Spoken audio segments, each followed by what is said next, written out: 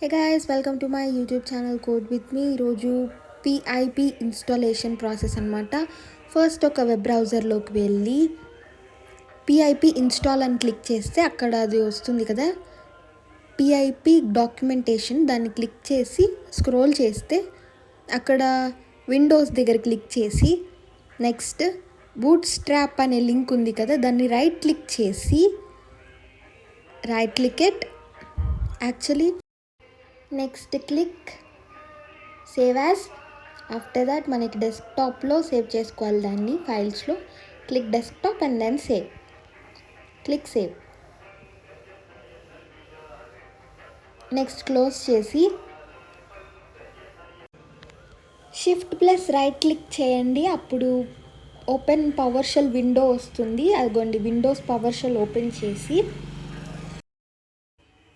Next right python get python tab click చేస్తే ఇప్పుడు అలా మనకు వస్తుంది. Next click enter. python get pip.py. Next click enter.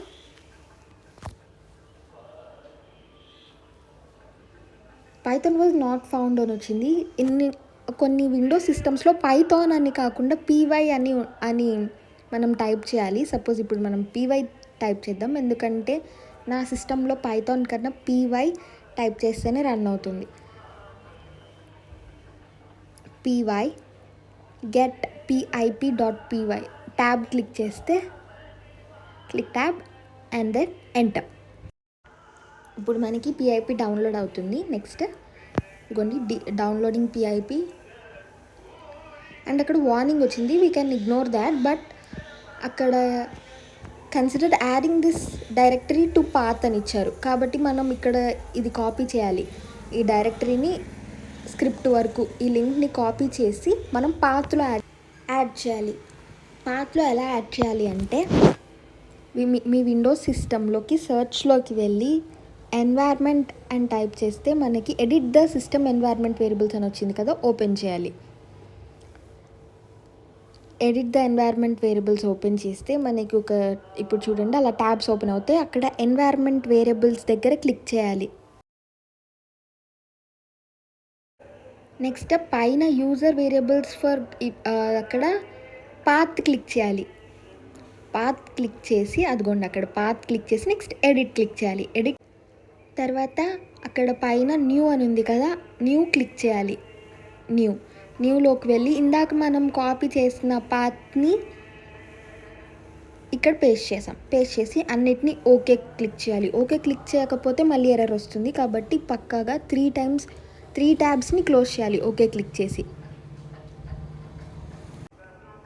Okay and again మళ్ళీ click okay. ఇప్పుడు పిఐపి ఇన్స్టాల్ అయింది. మళ్ళీ power shell window Shift+ double click చేసి ఓపెన్ చేసి పిఐపి వర్షన్ అని టైప్ చేయండి. ఇన్స్టాల్ అయితే వర్షన్ అనేది వస్తుంది. కానీ ఇక్కడ ఏంటంటే ఎర్రర్ వచ్చింది. The pip is not recognised అని వస్తుంది. కానీ ఇక్కడ ఆల్మోస్ట్ అందరికీ అయిపోతుంది ఇన్స్టాల్. కానీ కొంతమందికి విండోస్ సిస్టమ్స్లో అవ్వకపోతే ఆ కమాండ్ని నేను మీకు డిస్క్రిప్షన్లో కూడా ఇస్తాను, ఒకసారి చెక్ చేసుకోండి. ఒకవేళ మీకు ఇన్స్టాల్ అయినా కూడా ఎర్రర్ చూపిస్తే మాత్రమే ఈ కమాండ్ని యూజ్ చేయండి. సెట్ ఎన్వైర్న్మెంట్ వేరియబుల్స్ పాత్ అనే కమాండ్.